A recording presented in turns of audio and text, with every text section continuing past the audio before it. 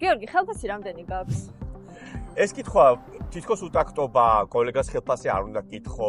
კონტრაქტში კი პირდაპირ გვიწერენ, რომ ხელფასი საიდუმლოა. თუმცა კვლევები დგინდება, რომ ხელფასის გასაიდუმლოება კომპანიის ინტერესებშია და არა დასაქმებულის.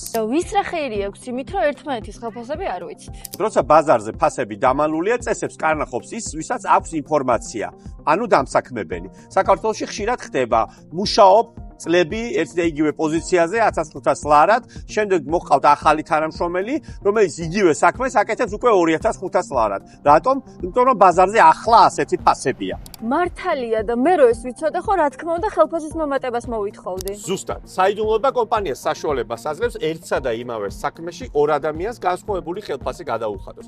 ამას ეკონომიკაში ინფორმაციულ უპირატესობას ვეძახით.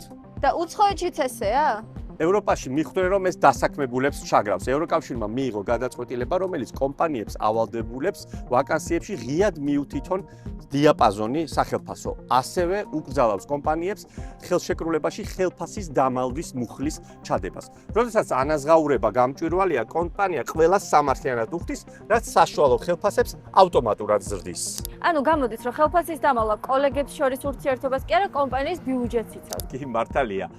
ჩააგდეთ ეს ვიდეო სამსახურების ჩატებში და გამოიწერეთ ჩვენი არხი. და დაელოდეთ რიცხვების გარეშეს ახალ სეზონს.